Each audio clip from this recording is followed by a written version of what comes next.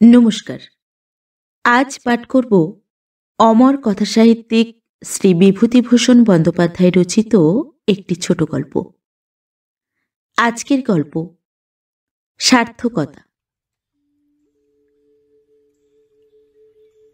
সকালবেলা রূপগঞ্জের ভাঙা কালীবাড়ির সামনে বাঁধানো বটতলায় নিয়মিত আড্ডা বসেছে।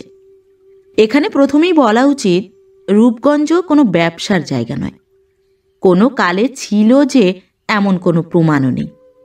রূপগঞ্জ নিতান্তই সাধারণ ছোট পাড়াগাঁ, ২-১০ ঘর ব্রাহ্মণের বাস।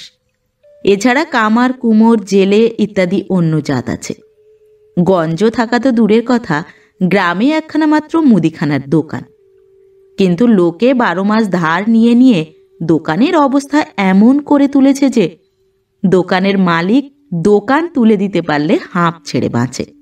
অথচ সে বেশ জানে, এবং তার খরিদ্দাররাও জানে যে দোকান একবার উঠে গেলে বাকি বকেয়া আদায় হবার আর কোনো আশাই থাকবে না। রূপগঞ্জের সবাই গরিব, পরস্পরকে ঠকিয়ে কোনো রকমে তারা দিন কাটিয়ে চলেছে। কালীবাড়ির বটতলায় বসে এই সব কথাই হচ্ছিল। রোজই হয়, আজ ৩০ বছর ধরে হয়ে আসছে। এর আগে কি হয়েছে তার হিসেব নেই, কেননা সেসব লোক এখন বেঁচে নেই। এ গ্রামে খুব বুড়ো লোক বড় একটা দেখা যায় না, বিশেষ করে ভদ্রলোকের মধ্যে। তার আগেই তাদের রূপগঞ্জের কালীবাড়ির আড্ডার মায়া কাটাতে হয়, পৈতৃক আমন ধানের জমি ও আমবাগানের মায়া কাটাতে হয়। ২০ বছর ধরে গোপনে মনের কোণে পোষণ করা কাশিবাসের ইচ্ছাও পরিত্যাগ করতে হয়। পঞ্চু মুখুজ্জে তাই দুঃখ করে বলছিলেন, কি জানো হারান ভাইয়া, এই জায়গা জমিগুলোই হয়েছে কাল, নইলে এ গাঁয়ের মুখে ঝাঁটা মেরে কোনদিন বেরুতাম। এই আমাদের দুঃখ। বিদেশে যারা বেরিয়েছে তারা বেশ ২ পয়সা। এই ধরো না কেন, সরুলের দিনু ভট্টাচার্যের ছেলে, চেনো তাকে? আরে ওই যে রোগাপানা ছোকরা, বসেদের বাড়ি কালী পুজো দেখতে আসতো, মনে নেই? সে লেখাপড়া তো শিখলে না, একবার তো ম্যালেরিয়ায় মর হলো। তারপর তার মামারা তাকে কোথায় যেন নিয়ে গেল। এখন বেশ সেরে উঠেছে, আর সে পিলে রোগার চেহারা নেই। সেদিন শুনলাম রেলের চাকরি পেয়েছে, ৩৫ টাকা করে মাইনে। থাকে ওই মগরা লাইনের ওদিকে যেন কোথায়। উপযুক্ত ভৌগোলিক জ্ঞানের অভাবে পঞ্চু মুখুজ্জে বর্ণনাটাকে বিশদ করে তুলতে পারলেন না। হারান রায় বললেন, তোমার সেই চাকরির কি হলো পঞ্চু ভাইয়া? পঞ্চু মুখুজ্জের বয়স ৫০-এর উপর। জীবনে তিনি এ জেলার গণ্ডি পার হননি, কিন্তু উঠতি বয়স থেকেই তাঁর ইচ্ছে বিদেশে কোথাও তিনি চাকরি পেলে করেন। সুদীর্ঘ ৩০ বছরের মধ্যে এ আশা পূর্ণ হয়নি। গ্রামের সামান্য সম্পত্তির আয়েই সংসার চলে। যেভাবে চলে তাকে চলা বলা যায় না। অন্য জায়গায় হলে অচল হতো, রূপগঞ্জ বলেই চলছে। তিনি মধ্যে বসেদের বাড়ি হিতবাদী কাগজে দেখেছিলেন কলকাতার কি একটা আপিসে ৬০ টাকা মাইনের গুটি ২-৩ চাকরি খালি আছে। কাজ জানার দরকার হবে না, তারাই শিখিয়ে নেবে। পঞ্চু মুখুজ্জে একখানা দরখাস্ত করেছিলেন, কাল তার উত্তর পেয়েছেন। হারান রায়ের প্রশ্নের উত্তরে পঞ্চু সেই উত্তরের চিঠিখানা মলিন জীর্ণ কামিজের পকেট থেকে বার করে সকলকে দেখিয়ে বললেন, এই তো তারা চিঠি দিয়েছে, কালকে সরুলের হাটে পিয়ন বিলি করলে, কিন্তু ৫০০ টাকা নগদ জামিন চায়। কোথা থেকে দেব নগদ ৫০০ টাকা জমা? ৫টা টাকার সংস্থান নেই। না, ওসব আমাদের জন্য নয় হে। মধু লাহিড়ী নিজের বাড়ি থেকে তামাক সেজে হুঁকো নিয়ে বটতলায় এসে পৌঁছলেন। সবাই জানে মধু লাহিড়ী সম্প্রতি কিছু টাকা হাতে পেয়েছেন তার শাশুড়ির মৃত্যুর পরে, গত কার্তিক মাসে। এজন্য মধু লাহিড়ীর উপর কেউ সন্তুষ্ট নয়, মনে মনে সবাই তাকে হিংসে করে। মধু বয়োজ্যেষ্ঠ হারান রায়ের হাতে হুঁকো দিয়ে বললেন, কাল রাত্রে এক কাণ্ড হয়েছে আমার বাড়ি, জানো না বোধ হয়। রান্নাঘরের জানলার পাশে অনেক রাত্রিরে কে একজন দাঁড়িয়েছিল। রাম ছাদ থেকে দেখতে পায়।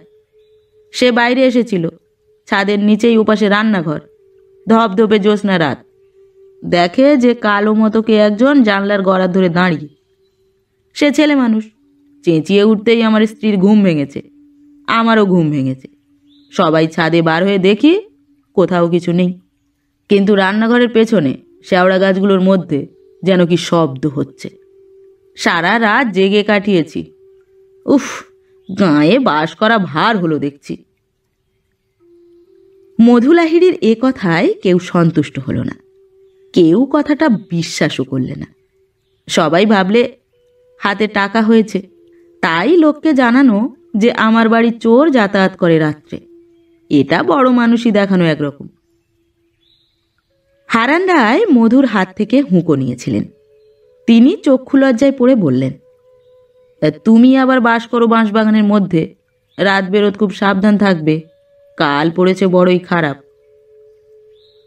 মধু লাহিড়ী বললেন, উঠে যাব করি, কিন্তু উঠে যাই বা কোথায়? একবার তো ভেবেছিলাম শ্বশুরবাড়ি বলাগাড় গিয়ে বাস করি, কিন্তু সে বেজায় ম্যালেরিয়ার জায়গা, আমাদের এখানকার চেয়েও বেশি। তাই দাদা বারণ করলে দুই ভাইয়ে যে কদিন বেঁচে থাকি এক জায়গাতেই থাকি, পৈতৃক ভিটেটাতে আলো দিই দুজনে। তাই পঞ্চু মুখুজ্জে বললেন, না, উঠে যাবে কেন? সবাই যদি উঠে যাবে গাঁয়ে তবে থাকবে কে? তোমাদের বাড়ির পাশে শ্যামাপদ চাটুর্যের ভিটে এখনো পড়ে আছে, তোমরা দেখোনি? আমাদের একটু একটু মনে আছে। শ্যামাপদ চাটুর্যে এখানেই মারা যায়। তার স্ত্রী এখানকার সম্পত্তি বেচে কিনে বাড়ি চলে গেল 6 মাসের ছেলে নিয়ে। অবস্থা ভালো ছিল না, থাকবার মধ্যে ছিল ওই ঘাটের ধারের আম বাগান। এখন মাখন কাকা কিনেছেন আর কিছু ধানের জমি, তাতে বছর চলতো না। 100 টাকায় সম্পত্তি বিক্রি করে ফেললে। রাজকৃষ্ণ জ্যাঠা কিনলেন, আমার বেশ মনে আছে। তারপর এখন আবার মাখন কাকা কিনে নিয়েছেন রাজকৃষ্ণ জ্যাঠার কাছ থেকে। তবে ফাঁকি দিয়ে কেনা সম্পত্তি, ওর অপবাদ আছে, ও ভোগে আসবে না। হারান রায় এখানে সকলের চেয়ে বয়োবৃদ্ধ। তিনি বললেন, অনেকদিন পরে শ্যামাপদর কথাটা উঠল। শ্যামাপদদা আমাদের চেয়ে 10-15 বছরের বড় ছিল। তাহলেও একসঙ্গে ছিপে মাছ ধরতে গিয়েছি খাঁদের পুকুরে। আহা, অল্প বয়সে মরে গেল। হ্যাঁ, তার সে ছেলেটা বেঁচে আছে কিনা জানো? তার অন্নপ্রাশনে নেমন্তন্ন খেয়ে এসেছি, বেশ মনে আছে। ছেলেদের মুখে ভাত দেওয়ার মাস 2 পরেই শ্যামাপদদা মল। আহা, সেসব কি আজকের কথা? পঞ্চু বললে, না, তাদের আর কোনো খবরই পাওয়া যায়নি অনেককাল। মধু লাহিড়ী বললেন, কি জানো, একবার এ গাঁ থেকে বেরুলে আর কি কেউ ফিরতে চায়? এই আমাদের যদি অন্য উপায় থাকতো তবে আর এখানে পড়ে থাকতে যেতুম? এই যে আমার বাড়ি কাল রাত্রিরে কাণ্ডটি হয়ে গেল। মধু লাহিড়ীকে কথা শেষ করতে না দিয়েই পঞ্চু অসহিষ্ণুভাবে কি একটা বলতে যাচ্ছিলেন। এমন সময় পথের মোড়ে হঠাৎ মোটর গাড়ির হর্নের আওয়াজে তিনি এবং উপস্থিত সবাই সেদিকে চেয়ে রইলেন, এবং চেয়ে থাকতে থাকতেই প্রকাণ্ড একখানা নতুন মোটর বটতলায় এসে দাঁড়িয়ে গেল। মোটর গাড়ি যে এ গ্রামে আসে না তা নয়, 3 ক্রোশ দূরবর্তী স্টেশন থেকে মাঝে মাঝে গ্রামের কোনো নতুন জামাই শখ করে ট্যাক্সি ভাড়া করে এনেছে। শক্ত অসুখে কেউ পড়লে মহকুমা থেকে ডাক্তার অনেকবার এসেছে নিজের মোটরে, কিন্তু এ ধরনের বড় ও সুন্দর মোটর গাড়ি উপস্থিত ব্যক্তিগণের কেউ দেখেনি। লম্বা ধরনের প্রকাণ্ড গাড়ি, পালিশ করা নিকেলের পাতের বনেট, দোরের হাতলে ল্যাম্প, সবই ঝকঝকে। তবে গাড়ির পেছনে ও মাঠগার্ডে রাঙা ধুলো জমেছে, যেন অনেক দূর থেকে আসছে। একজন 30-32 বছরের যুবক নেমে বটতলার দিকে এগিয়ে এলো। দোহারা গড়ন, গায়ে সাদা সিল্কের পাঞ্জাবি, মাথায় এক মাথা ধুলো। সে নেমে বটতলার দিকে এগিয়ে এলো এবং অল্পক্ষণ উপস্থিত সবারই মুখের দিকে উৎসুক চোখে চেয়ে কি যেন চেনবার চেষ্টা করলে। তারপর হঠাৎ পঞ্চুর মুখের উপর দৃষ্টি নিবদ্ধ করে বললে, এই যে কাকা, আমায় চিনতে পারছেন না? হারান রায়ের দিকে চেয়েও বললে, কাকা, আমায় মনে নেই আপনার? আমি ননি, আমার পিতার নাম ছিল রাজেন্দ্রনাথ বন্দ্যোপাধ্যায়, আপনাদের পাড়াতেই। হারান রায় বিস্ময়ে কেমন হয়ে গিয়েছিলেন, পঞ্চুও তাই। দুজনেই সমস্বরে কিন্তু খুব ধীরে ধীরে যেন অনেকটা আপন মনেই বলে উঠলেন, রাজেন্দার ছেলে সেই ননি? এর বেশি কথা তাদের মুখ দিয়ে বের হলো না। ইতিমধ্যে ননি উপস্থিত সকলেরই পায়ের ধুলো নিয়ে প্রণাম করলে। হারান রায় নিজের কোঁচা দিয়ে ঝেড়ে বাঁধানো বেদির এক অংশে তাকে হাত ধরে বসালেন। নানা সাগ্রহ প্রশ্নোত্তর আদান প্রদান চলতে লাগলো। হ্যাঁ, রাজেন বাড়ুজ্যিকে কার মনে নেই? বেশি দিনের কথা তো নয়, বড়জোর 20 বছর আগে রাজেন মারা যায়। রাজেনের ছেলে এই ননি তখন 10-12 বছরের ছেলে। এই মাঠে কালীতলায় লাফিয়ে লাফিয়ে খেলা করে বেড়াতো, সবাই দেখেছে। রাজেন বাড়ুজ্যে মহকুমার রেজিস্ট্রি অফিসে দলিল লেখক ছিল। সেখানে শশী উকিলের বাসায় থাকত। সপ্তাহের শেষে শনিবার সন্ধ্যার সময় পিঠে এক ক্যাম্বিসের ব্যাগ ঝুলিয়ে এক পা ধুলো নিয়ে বাড়ি আসত। আবার সোমবার ভোরবেলা মহকুমায় ফিরত। 20 বছর আগে রাজেন বাড়ুজ্যের লাঠির আগায় ক্যাম্বিসের ব্যাগ ঝোলানো মূর্তি গ্রামের পথে ঘাটে অতি সুপরিচিত ছিল। একদিন হঠাৎ খবর এলো, কলেরা হয়ে রাজেন শশী উকিলের বাসাতেই মারা গিয়েছে। ননির মা তার পরও বছর 2 এ গাঁয়ে ছিল, কিন্তু শেষকালে চলাচলতির কোনো উপায় না দেখে এখান থেকে চন্দননগরে ভগ্নিপতির ওখানে চলে যায়। তারপর আর কোনো খবর কেউ রাখে না তাদের। সেই ননি আজ এতকাল পরে ফিরে এলো নতুন মোটরে চড়ে। বিস্ময়ের মুহূর্ত কেটে গেলে সবাই দেখলেন গাড়ির পেছনের সিটে একটি মহিলা ও 2টি ছোট ছেলে মেয়ে। হারান বললেন, সঙ্গে কে ননি? বৌমা? আরে ছিছি, কি ছেলে মানুষ! এসো এসো, নামিয়ে নিয়ে এসো। এই রোদ্দুরে কিনা, এই কাছেই তোমার গরিব কাকার বাড়ি। এসো, বৌমাকে আমার নিয়ে এসো। পঞ্চু উত্তেজিতভাবে বললেন, তা কি কখনো হয়?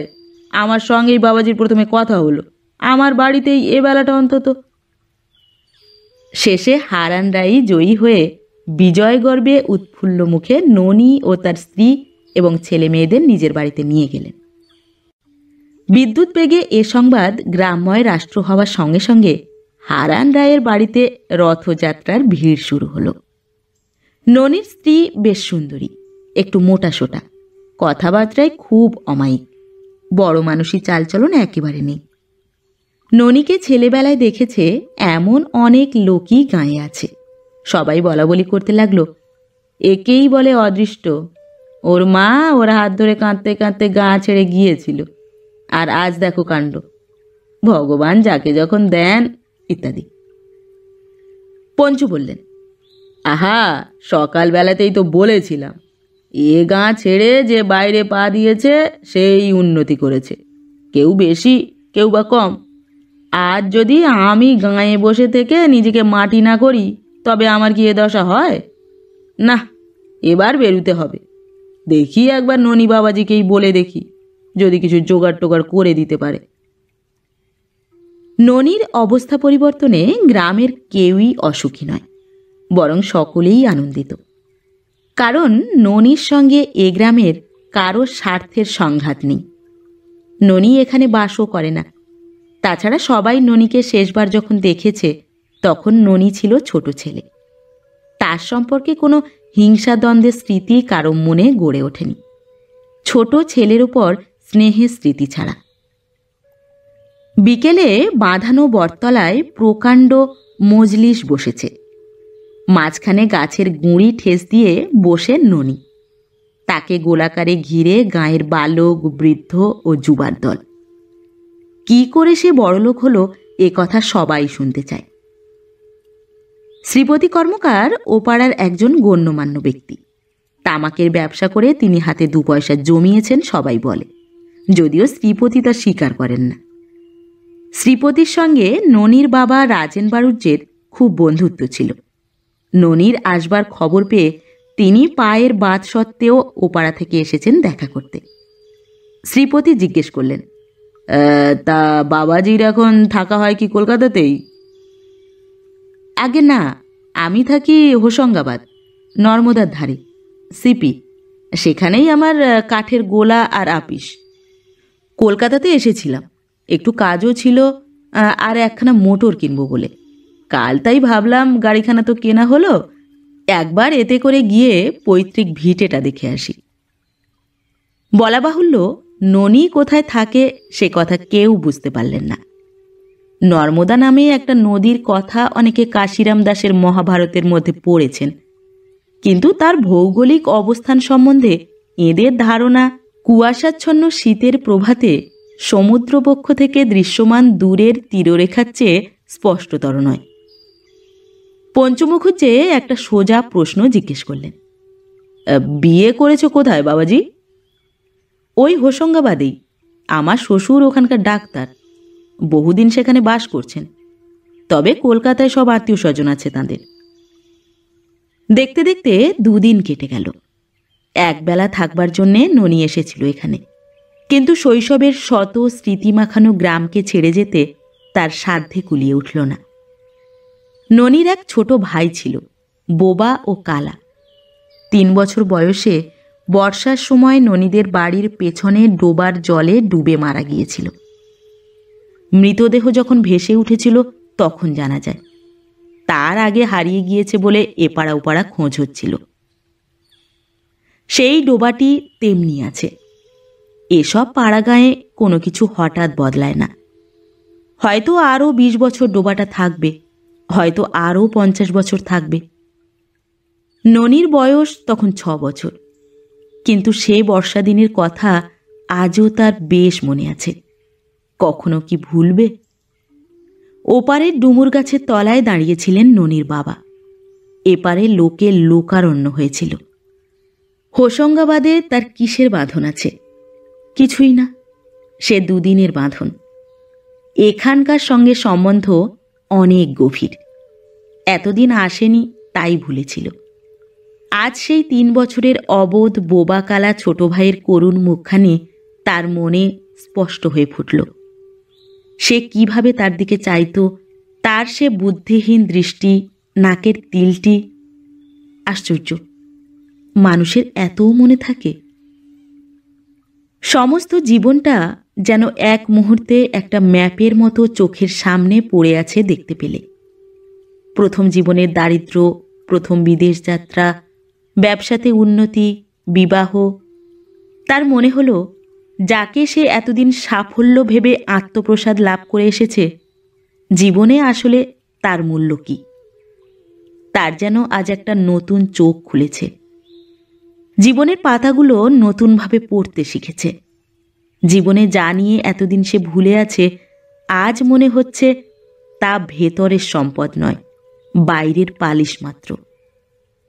তাও নয়, জীবনটা যেন এতদিন জ্যামিতির সরলরেখার মতো প্রস্থবিহীন, গভীরতাবিহীন একটা পথে চলে এসেছে। গভীরতর অনুভূতির অভাবে সে বুঝতে পারেনি যে জীবনের আর একটা বিস্তার আছে আর একদিকে, সেটা তার গভীরতা।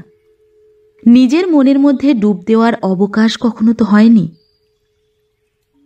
যে পথ দিয়ে নেমে গেলে সরোবরের গভীর অন্ধকার তলে লুকানো মায়াপুরীর সন্ধান মেলে, তার সোপানাশ্রণী অস্পষ্ট নজর পড়েছে। কিন্তু সময় উত্তীর্ণ হয়ে গিয়েছে। এমন অসময়ে নজরে পড়লেই কি, বা না পড়লেই কি? তাকে ফিরে যেতেই হবে। কাঠের হিসাব ঠিক করতে হবে। ফরেস্ট অফিসারদের সাথে দেখা করে নতুন জঙ্গল ইজারা নেওয়ার ব্যবস্থা করতে হবে। ব্যবসাকে আরও বাড়াবার চেষ্টা পেতে হবে। ব্যাংকে জমানো টাকার অঙ্ককে বাড়াতে হবে। আরও কত শত দরকারি কাজ তার জন্য অপেক্ষা করে আছে হোশঙ্গাবাদের কাঠের গোলায়। এখন নতুন পথ ধরে চলবার মতো সময়ও নেই, বয়সও নেই।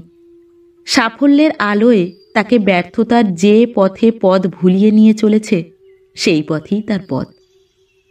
তবুও এই দিনটি সে ভুলবে না। এই ম্লান মেঘলা দুপুরের আলো, এই প্রাচীন জগডমুর গাছটা, এই পানা শ্যাওলা ভরা ডোবা, এই আশ্চর্য অদ্ভুত জীবন মুহূর্তটি স্বপ্নের মতো মনে আসবে বহুদূর উত্তরকালের মানসপটে। সকলের প্রশংসাবাদের মধ্যে ননি একদিন গ্রামের বারোয়ারি ফান্ডে 100 টাকা দিল। গ্রামের সকলকে নিমন্ত্রণ করে হারান রায়ের বাড়িতে ভুরি ভোজে আপ্যায়িত করল। একটি অনাথা বিধবাকে মাসিক কিছু সাহায্য করবার প্রতিশ্রুতি দিল। 1 সপ্তাহ প্রায় কেটে গেল। ননির স্ত্রী আর থাকতে চায় না। ম্যালেরিয়ার দেশ, ছেলে মেয়ের শরীর খারাপ হবে। তাছাড়া হারান রায়ের বাড়িতে তেমন ঘরদোর নেই, থাকবারও কষ্ট। নতুন মোটর গাড়ি চালিয়ে হারান রায়ের বাড়ি শুদ্ধ সকলের এবং পাড়ার সবারই চোখের জলের মধ্যে ননি গ্রাম থেকে বিদায় নিলে। পঞ্চু মুখুজ্জে বললেন, একেই বলে ছেলে, বিদেশে না বেরুলে কি পয়সা হয় বাপু? দেখে নিলে তো চোখের উপর। তা তোমাদের বলি, তোমরা তো শুনবে না। গাঁয়ে কারুর কিছু নেই, তাই মধু লাহিড়ী মুখের সামনে বড় মানুষই চালে কথা বলে পার পায়। দেখি এবার বেরিয়ে একটা কিছু যদি। নমস্কার। পরবর্তী গল্প নিয়ে খুব শিগগির ফিরে আসছি। ততক্ষণ সবাই ভালো থাকবেন, সুস্থ থাকবেন। গল্প পাঠ ভালো লাগলে গল্পটিতে একটি লাইক করবেন এবং ভিন্ন ভিন্ন স্বাদের অডিও স্টোরি শোনার জন্য অবশ্যই চ্যানেলটি সাবস্ক্রাইব করবেন। ধন্যবাদ।